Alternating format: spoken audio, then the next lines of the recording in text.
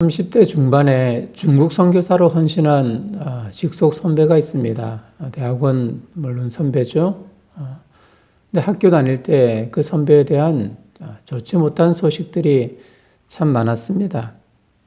학업 중이었기에 가끔 좀 보기도 했었고요. 또 만나서 잠깐 이야기도 한 그런 관계였습니다. 근데 사실 평판이 별로 좋지 않았던 것은 사실입니다. 다른 분들과 가끔 언성도 높였고요. 또 남을 배려하는 부분에서는 참 기준 미달이다라고 말하는 것이 사실이었습니다. 근데 시간이 꽤 흘렀습니다. 근데 그분이 중국 선교사로 헌신을 했었고요. 또 오랫동안 보지 못한 그 소식을 알지 못하는 그런 상황이었다가 최근에 그 소식들을 들었습니다. 30대 중반에 중국으로 건너갔었고요. 또 마침 그때 그 시기에 동료 선교사가 신장이 매우 좋지 않아서 긴급하게 수술을 받아야, 장기 이식을 받아야 하는 그런 상황인데 마침 평판이 좋지 못했던 그 선배 목사님이 기꺼이 자신의 신장을 기증했다라는 그 소식을 들었습니다. 이 일로 과거 평판이 별로 좋지 못했던 그의 인성과 또 성품, 행실에 대한 소문들이 일소에 다 사라지고 칭찬 일색이었습니다. 저 역시도 그분을 새로운 눈으로 바라볼 수밖에 없었던 거죠. 근데 사실 그분의 그 내면은 매우 건강했다라는 것을 뒤늦게 알게 되었던 거죠. 진정성을 사람들이 알지 못했을 뿐이지, 물론 표면적으로 나타나는 여러 가지 어떤 즉각적으로 반응하는 그 부분들이 사람들에게 꽤 불친절하게 보였을 뿐이지, 보이지 않는 부분에서는 정말 사람을 배려하고 또 사람을 아끼고 영혼을 사랑한다라는 것을 감지할 수 있었던 겁니다. 우리도 그렇잖아요. 우리 현실 속에서, 우리 이런 어려운 문제 속에서 하나님이 그 일을 즉각적으로 해결해 주고 또 하나님의 큰 도움이 있으면 하나님을 신실하게 믿지 못하는 사람들이 어디 있습니까? 그렇지 않기 때문에 의심의 눈으로 하나님을 바라보잖아요. 그런데 하나님은 결정적일 때 우리가 위기에 처해서 앞뒤, 또 보이지 않는 탈출구, 그런 순간들을 맞이할 때 하나님은 아주 결정적으로 한 방을 날리시는, 해결해 주시는 하나님이심을 우리는 믿어야 합니다. 용맹을 바라고 사기를 북돋는 그 사람만이 용사가 아니라 작은 일에도 헌신하고 남을 배려하며 생명을 존중하는 그 사람이 진짜 용사고, 또 우리 위기 속에서 우리를 도우시는 그 하나님을 바라보면서 우리의 신앙이 용사 되시는 그 하나님을 고백할 수 있는 신실한 믿음의 사람이 되어야 될 줄 믿습니다. 이스라엘 백성이 애굽에서 해방되었습니다. 하지만 여전히 문제가 남아 있어요.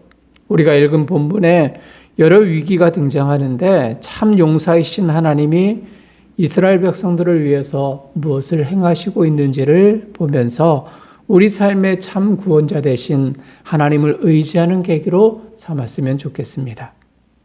자, 보실까요? 본문을 보겠습니다. 아무도 예상하지 못한 일들이 발발합니다. 자, 이제 이스라엘 백성들이 애굽에서 나왔어요. 그죠? 나왔어요. 그럼 며칠을 걸었습니다만, 자, 그리고 그들의 기대는 가나안으로, 하나님이 예비하시는 땅으로 순탄하게 가리라. 자, 어떤 문제도, 그 어떤 장애물도 없을 것이다라는 것을 그들은 그렇게 생각을 했습니다만 전혀 그렇지 못합니다. 오늘 보면 14절 읽진 않았지만 10절에서 12절 말씀을 보면은 참 문제가 나타납니다. 그들이 홍해 앞에 가로막혀 있었고요. 하나님께 심판받아서 완전히 패망할 줄 알았던 애굽의 바로 왕이 다시 군대를 모집하여서 이스라엘 백성들을 추격하는 그 장면들이 나타납니다. 자, 이때 나타난 반응들이 두 가지입니다. 이스라엘 백성들의 반응과 모세의 반응. 참 선명하게 극과 극을 달리고 있다는 것을 우리가 확인할 수 있어요. 자, 하나는 백성들의 반응이죠. 대부분 백성들은 하나님과 모세를 원망하기 시작해요. 그들이 말하는 음성을 들어볼까요? 이렇게 말하죠. 애굽에서 매장지가 없어서 당신이 우리를 끌어내 이 광야에서 죽게 하느냐? 우리를 내버려두라. 우리가 애굽 사람을 섬길 것이라 하지 않았느냐? 아주 투덜거리면서 불만이 극에 달해 말하는 음성들이죠. 하나님의 놀라운 구원의 은혜를 그들은 맛보았습니다. 그죠? 그것으로 인해 해방되었습니다. 죽음도 맛보지 않았어요. 반면 애굽의 장자들, 동물까지도 감옥에 갇혀 있는 사람들의 그 장자까지도 다 죽임당하는 그 형편 속에서 이스라엘 백성들을 해를 당하지 않고 바로가 기꺼이 너희들은 나가도 좋다. 노예에서 해방되었노라. 선포하여 그들의 자유를 얻었건만 여전히 불평과 불만으로 가득 차 있습니다. 하나님을 의지하지 못하고 불평하고 있는 그들을 봅니다. 반면에 다른 하나는 모세의 반응이죠. 그는 위기 상황 속에서 백성들에게 세 가지를 외쳤어요. 당부합니다. 먼저 두려워하지 말라. 그리고 가만히 있으라. 그리고 세 번째 명령은 보라. 이것이었습니다. 두려워하지 말라라는 이야기는 위기 상황 속에서 감정을 추스리라라는 이야기입니다. 감정의 상태를 외면으로 표출하지 말라라는 이야기입니다. 가만히 서 있으라. 이 명령은 구원하신 하나님을 향한 믿음과 약속을 붙들고 위기 상황을 당당하게 맞서라라는 말이죠. 보라라는 이야기는 영적으로 승화된 믿음의 표출입니다. 현재 상황이 어떻게 반전될지 그 기대감으로 하나님이 일하심을 소망 가운데에 바라보라라는 이야기입니다. 일촉즉발의 위기에서 모세는 하나님께서 행하시는 위대한 구원을 바라보고 선언하고 있는 겁니다. 사랑하는 성도님들, 위기 상황 속에서 우리는 어떻게 반응합니까? 물론 이스라엘 백성들처럼 홍해 앞에 가로막히고 애굽에서 쫓아오는 바로의 군대를 맞이하는 그런 위험 속에 노출되지는 않을 거예요. 생명의 위협을 가하는 그런 위기를 목도하지는 않을 겁니다만 살아가면서 많은 위기, 또 자기만의 또 그런 주변의 그런 삶의 위기 속에서 살아가는 것이 우리의 현실입니다. 이런 현실 속에서 우리는 원망과 불평 대신 믿음의 눈으로 하나님과 하나님이 행하실 일들을 기대하는 것, 이것이 하나님 나라의 백성의 신앙이지 않겠습니까? 원하지 않는 어려움과 위기를 겪을 때 과연 우리는 어떤 언어와 고백으로 하나님 앞에 올려드리고 있나요? 시드니 올림픽 얼마 전에 끝났죠. 그 올림픽에서 로라 윌킨슨이라는 여자 다이빙 선수가 있었습니다. 그녀는 올림픽 경기 출전을 앞두고 몇 달 전에 다리 부상을 당하게 되었어요. 골절상을 받아서 의사의 소견으로는 당신은 올림픽에 출전할 수 없습니다. 이런 진단을 받게 됩니다. 참 좌절이 그런 그동안 올림픽 출전을 위해서 그동안 수고의 땀들을 흘렸던 그 모든 수고의 그 노력들이 일순간에 물거품 된다는 그런 아픔이 그녀의 마음속에 참 담겨져 있죠. 그러나 그녀는 포기하지 않았습니다. 하루에도 수십 번 성경 구절을 암송하면서 의지를 굽히지 않았습니다. 재활의 속도를 내고요. 반드시 올림픽에 참가하겠노라. 그리고 마침내 올림픽에 참가하여서 아무도 예상하지 못한 금메달을 목에 걸었습니다. 그녀가 암송했던 구절이 빌립보서 4장 13절이었죠. 내게 능력 주시는 자 안에서 내가 모든 것을 할 수 있느니라. 내게 능력 주시는 자, 하나님의 그 능력을 믿음의 눈으로 소망으로 우리의 신앙의 그 근거를 하나님 옆에 올려드리면 그 하나님이 내게 역사하여 주셔서 감당할 수 있는 힘을 허락해 주신다라는 약속의 말씀이었던 거죠. 어떤 선수는 좌절과 비관으로 인생의 기회를 낭비하지만 긍정의 신앙과 참 믿음의 고백은 우리가 하나님의 길을 예비하고 하나님의 일하심을 그분께 올려드릴 수 있는 거예요. 우리의 선택은 원망이 아니라 믿음이어야 하는 겁니다. 자, 두 번째. 자, 위기에 처한 자기 백성을 구원하신 하나님의 능력을 볼 수 있습니다. 어떤 사람은 원망하고 또 지도자는 긍정의 눈으로 바라보지만 하나님은 그 모두를 사랑하셔서 당신의 능력을 그들에게 보여주십니다. 하나님은 긍휼과 자비의 하나님이시다라는 말이겠죠. 아니, 그것을 넘어서 소위 모든 것을 아낌없이 주시는 하나님의 그 위대함을 볼 수 있어요. 위기에 처한 당신의 백성들이 불평하는 모습을 이해할 수 없겠죠. 그동안 보여준 기적들이 얼마나 많습니까? 10가지의 재앙을 비롯하여서. 그런데도 모든 백성의 반응은 원망이었던 거죠. 이 상황을 보시고 하나님은 그들을 위해서 뒷짐지고 있는 것이 아니라요. 도리어 아주 큰 용사가 되셔서 대적들과 친히 싸우십니다. 왕이신 하나님은 강한 용사임에 틀림이 없습니다. 13절, 14절 말씀을 보십시오. 13절과 14절. 자, 무지한 바로를 보십시오. 그는 새로 선발한 용사들, 병거, 지금의 그 전차 부대라고 말할 수 있습니다. 600대와 군사를 동원했습니다. 이미 10가지 재앙으로 인해서 많은 사람들이 죽었습니다. 위기를 겪었습니다만, 그러나 그 위기를 겪고도 다시금 일어설 수 있었던 그 대제국이 바로 애굽 나라입니다. 아주 강한 나라 말할 수 있겠죠. 반면 이스라엘은 완전히 비무장 상태입니다. 그들에게 무기가 있는 것 아니에요. 그들이 급하게 애굽에서 나오면서 가지고 왔던 것은 약간의 재물과, 그죠? 소와 기르던 양들, 소지품들, 그 정도입니다. 무기라고는 하나도 없어요. 싸울 수 있는 힘도 없고요. 그리고 그들은 전쟁의 경험도 없습니다. 평생 400년 넘도록 노동 일만 했거든요. 군사훈련 상상도 하지 못합니다. 힘쓰는 것 외에는 없습니다. 그야말로 대위기죠. 오합지졸과 더불어서 잘 훈련된 군사들과의 전쟁이 곧 시작될 순간입니다. 이런 위기 앞에서 그들은 원망뿐입니다. 이때 그들은 자기 백성을 위해 싸우는 위대한 용사이신 하나님을 체험하게 되죠. 자, 하나님이 싸우시는 방법이 무엇일까요? 하나님은 몇 가지로 그들을 보호하셨습니다. 자, 첫 번째 보면 하나님은 이스라엘 진 앞에서 그들을 인도했던 사자와 구름 기둥을 이스라엘 진 뒤로 옮겨서 더 이상 애국 군대가 쫓아오지 못하도록 막아섰습니다.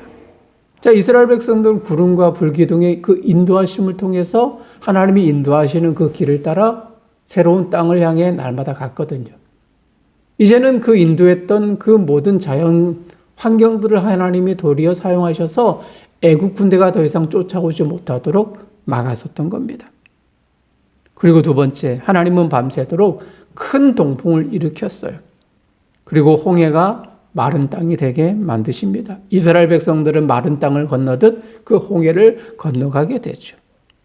그리고 세 번째, 하나님은 이스라엘 백성들을 추격해 오던 애국 군대의 병거 바퀴를 벗겨서 더는 달리지 못하게 했습니다. 이를 경험한 애굽의 군사는 이스라엘을 위해 싸우시는 하나님을 고백할 수밖에 없었죠. 더 이상 쫓아가지 말자. 저들이 도우시는 하나님의 큰 힘과 위엄이 있다라고 고백할 정도였던 거죠. 그리고 마지막, 하나님은 애국 군대를 어떻게 하셨습니까? 몰살시키셨습니다. 이렇게 하나님께서 친히 군사가 용맹한 군사가 되셔서 싸우시는 그 위대함을 볼 수가 있는 거죠. 완벽한 하나님의 승리입니다. 이 승리는 이스라엘 역사에서 가장 놀라운 구원 사건으로 기록됩니다. 성경을 보노라면 홍해의 사건을 아주 자주 빈번하게 언급하고 있다는 것을 확인합니다. 하나님 나라 백성에게 중요한 주제이자 전통으로 자리매김합니다. 애국 군대와 싸우신 용사 하나님은 오늘날 우리 삶에서도 대적과 친히 싸우셔요. 용사이신 하나님 정말 멋지고 듬직하지 않습니까? 여러분 잘 암송하는 히브리서 말씀을 기억할 거예요. 12장 2절에 이렇게 이야기하죠. 믿음의 주요 온전하게 하시는 이인 예수를 바라보자. 우리 삶의 주체이신 온전하신 그 주님, 또 우리를 온전하게 만드시는 믿음의 주인 예수 그리스도를 바라보자. 그분이 우리를 위해서 일하시고 계시고 그분이 우리의 구원의 모든 문제, 삶의 모든 질고의 문제를 해결해 주시기 때문입니다. 여기서 믿음의 주라는 이야기를 현대의 그 용어로 표현하자면 챔피언이라는 말입니다. 믿음의 챔피언이요, 믿음의 선두자요, 너를 온전케 하시는 예수 그리스도를 바라보자라는 의미입니다. 여러분, 블레셋 진영에서 지상 최고의 장군이 등장했어요. 그를 가리켜서 그들은 챔피언이다 불렀습니다. 그의 이름이 누굽니까? 골리앗입니다. 영어 성경을 보면 이렇게 기록이 되어져 있더라고요. There was a champion named Goliath. 즉, 인간 세계에 그를 넘을 수 있는 사람이 없을 정도로 가장 강력한 힘을 가지고 있는 챔피언 골리앗이다라는 말입니다. 세상적인 눈으로 완벽한 사람입니다. 그를 능할 자가 아무도 없습니다. 이때 보잘것없는 한 소년이 나타납니다. 다윗이죠. 그의 나이는 불과 15세입니다. 전쟁에 이런 꼬맹이를 대표로 보낸다는 것은 의미가 없어요. 아무도 이런 소년을 전쟁에 가장 대표격으로 보내지는 않습니다. 그런데 다윗은 이렇게 외칩니다.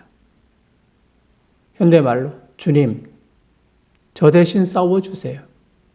저는 도저히 싸우지 못합니다. 제가 싸우는 것이 아니라 저는 하나님의 이름을 두고 싸웁니다. 그는 거룩한 하나님의 이름으로 나아갑니다. 다윗이 나아가지만 대신하여 싸우시는 챔피언은 하나님이셨던 거죠. 인간의 챔피언, 그리고 세상을 주관하신 챔피언이신 하나님과의 싸움, 누가 이길까요? 당연히 하나님의 승리죠.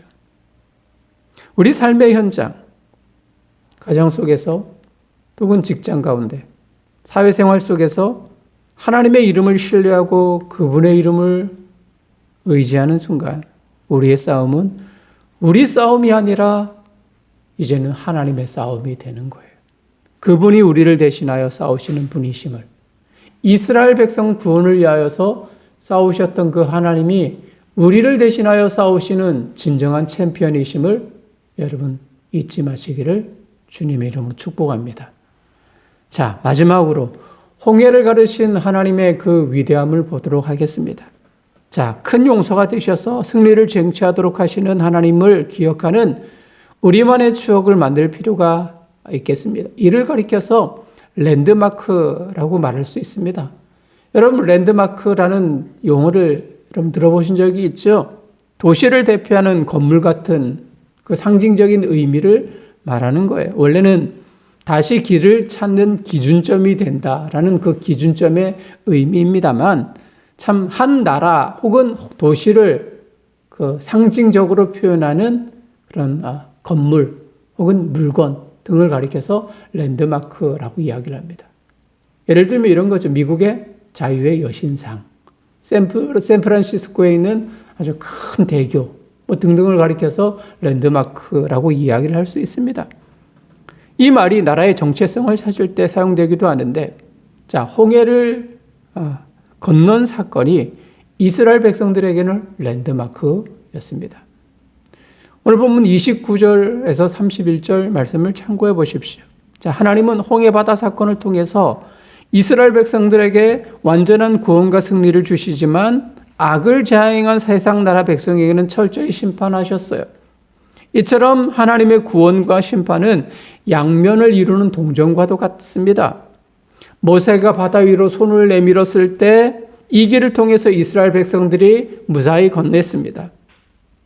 애굽의 군대 병거들도 그들의 뒤를 쫓아 바다 가운데 들어왔지만 다시 모세가 손을 내밀었을 때 바다가 곧 세력을 얻어서 회복하여서 그 군대 모두는 수장되었습니다. 홍해 사건은 하나님이 강하신 용사시며 자기 백성을 보호하시는 분이심이 온 천하에 선포된 기념비적 사건입니다. 당시 바다는 공포의 대상이었습니다. 악과 혼돈을 상징하였습니다.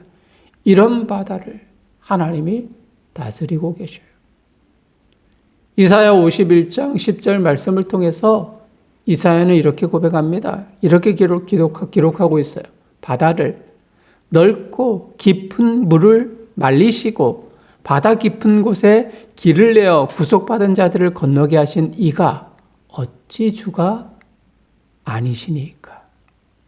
하나님의 위대한 그 하나님 놀라운 그 사건들을 바다를 말리신 하나님, 길을 내신 하나님, 그분이 주이십니다.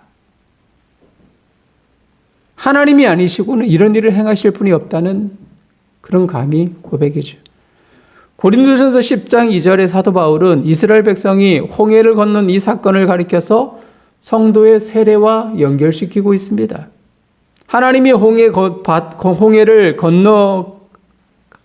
가게 하시고 이것을 통해서 자기 백성을 죽음에서 건지시고 새 신분과 자유를 허락하셨다는 의미가 신약교회의 세례가 담고 있는 의미와 같기 때문이죠.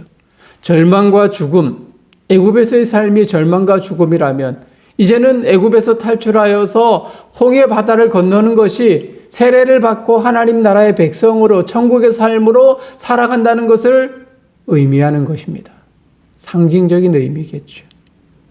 요한계시록 15장 2절에 요한은 불이 섞인 유리바다를 이겨낸 하나님의 백성이 검은 고를 가지고 모세의 노래를 부르는 그 장면을 표현하고 있습니다.